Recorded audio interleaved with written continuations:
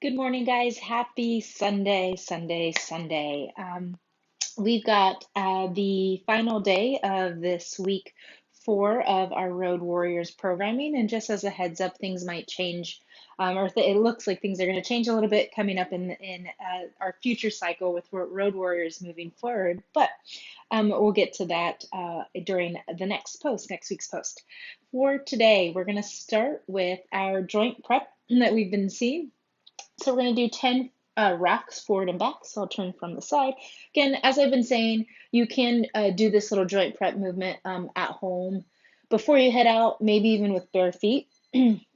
I would recommend that, but if you're outside, it's totally cool. You're still going to get some benefit out of it.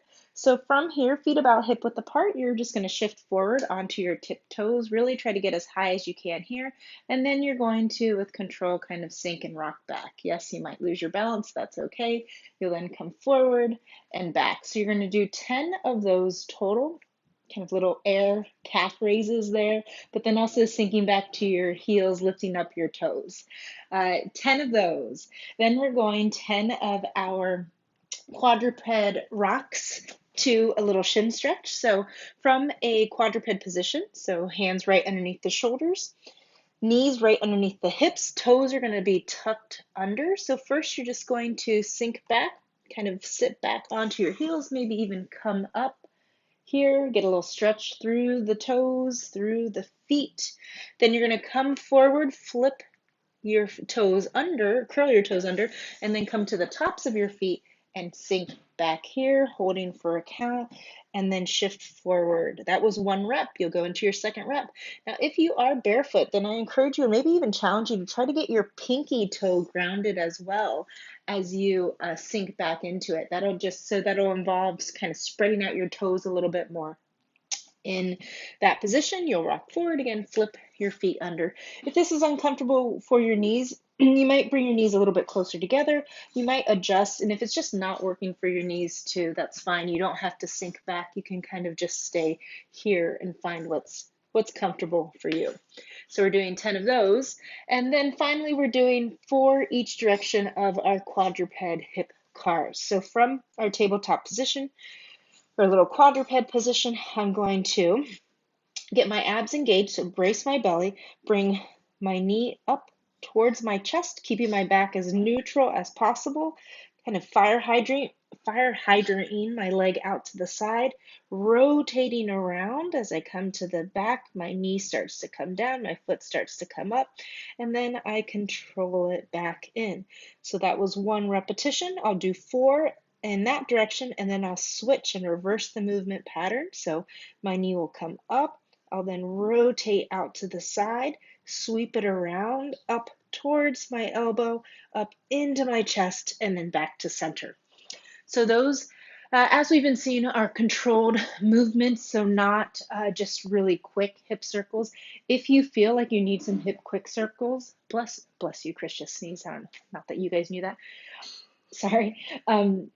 But if you need some quick hip circles, it's fine to do a couple of those first, but then try to really slow it down and hit each of those positions. Be really deliberate about that movement. So that's 1 time through for that joint prep work. 10 of the forward and back rocks, ankle rocks. Then you're doing 10 of the quadruped rocks to that little shin stretch. And then you're doing 4 each of your quadruped hip cars. From here, we'll take it into our running, or not a running work, our warm-up, our real warm-up, where we're starting to get our heart rate up a bit. We're going to come to a standing alternating toe touch, so feet a little bit wider than hip width apart, hands teed out to the side. I'm going to hinge, right hand comes down towards my left toe, back up to standing, and then switch. So I'm just alternating back and forth. If I can't quite get to my toes, I can stop at the shin here. But what I want you guys to do is really send your hips back as you come through and not just round and collapse here, right? If you need to bend your knees a little bit, that's also okay, especially if your hamstrings are a little bit tighter. So you're doing 10 of those. Then we're doing 10 bowler squats. So for these, we're going to work a little single leg stability here. So say I'm planted on my left foot, my right foot is going to come up. I'm going to reach with my right hand hinging towards that left toe and then back up to standing. So show you from the side here.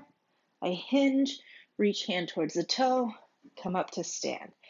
There's a soft bend on this front knee, so there actually is a little bit of a bend on this knee as you come through and come up. So it's not a super stiff leg. It's a little bit more than if we were just doing RDL. So you can let that knee bend a little bit as you sink down and up. You're doing 10 on one leg and then 10 on the other. If you're crazy and losing your balance, and well, not crazy because we're all definitely a little crazy right now, but if you keep losing your balance, then it's also okay just to let that back toe, those back toes kind of tap down, and you can do the same thing there. So we're doing 10 of those. And then finally, we're doing 10 plank walk-ups. So from the top of your push-up position, pushing the floor away, belly nice and tight, and you're going to come down onto your elbows, onto a forearm plank, and then press back up. Whichever arm I led with, I'm going to switch it. So I'm going to go opposite arm. Then I think I led with that one, so then I'll go, I forget now, but you guys will alternate which arm is the lead up and the lead down until you're doing 10 of those total. So for that warm up, we've got 3 rounds of 10 of those standing alternating toe touches, 10 of those bowler squats each side, and then 10 of the plank walk-ups. If you guys are outside and you don't have anything to kind of protect your forearms, you could definitely just hold a 30-second plank, either forearm, either in a tall plank position. If you are outside and you don't have anything, you might lean against a wall, and you could do kind of leaning forward knee raises too. So maybe something like, this was my wall, I could go kind of into some 30 seconds or so of like a mountain climber there. All right, now your running work for today. So we've got a steady piece today, 30-minute straight run, nasal breathing, wearing your mask, so be safe out there. Hopefully you guys are getting out a little earlier or a little later in the day, trying to avoid those peak hours or trying to avoid those highly populated places. But your goal today is to run consistently for 30 minutes and maybe trying to get a little bit more distance than what you did when we saw this in week 2. So it is a repeat of what we did. It's 30 minutes straightforward, a little bit accumulating a little bit more distance, so maybe picking up your pace just a little bit. But as always, if you're not used to running with the mask or if that nasal breathing, even with or without the mask, which hopefully it's with the mask, starts to get a little bit too uncomfortable, just slow your pace down, right? Listen to your bodies. That's what's always so much more important than anything else that's going on, right? Listen to your body. Slow down if needed, maybe even take it down to a walk, and then when you're ready, feel like you can, you've reestablished yourself, take it back into that run. So 30-minute, easy pace, not easy pace, slightly uncomfortable paced nasal breathing run today. When you're done with that, you will cool down, so take it into a 3 to 5 minute walk just to start to downregulate your heart rate. And then we're going to accumulate at least 10 minutes of some mobility work. We've got our forearm to instep stretch with a rotation is always recommended. So I'll take a step forward here into kind of a little runner's lunge position, bring that elbow in towards your instep, and then rotate out to the side.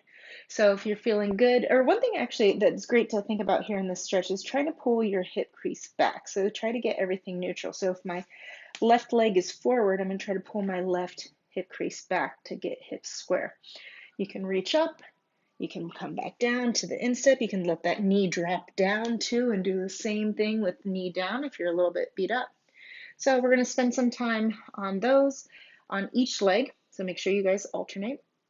Then we're going to do our infamous couch stretch. If you're doing this outside and you don't have a couch, I'll show you guys first. You can always just come to a standing position. Make sure here you squeeze your butt so that everything is neutral, and then from here you can shift forward. If that feels good, and maybe you reach back, you can grab your knee too. Again, this is if you're outside and you don't have a couch, because who keeps their couches outside? Here you can pull a little bit more to get a little bit more stretch. You can let it go a little bit depending on how tight you are. If you do have a couch, obviously just put that back foot on your couch or your chair. as you come through. Then finally, we've got just our down dog calf march, or if you're outside, find a wall, a tree, a post, kind of lean into it, alternating, pushing putting your toes against the wall, and then pushing into it to get a little calf stretch. If not, you'll take it from the floor into pike your hips up, and then alternating leg calf march. So that is your work for today, Sunday, May the 20 something or another. Feel free to reach out with any questions or comments, and I will see you guys next week. Take care.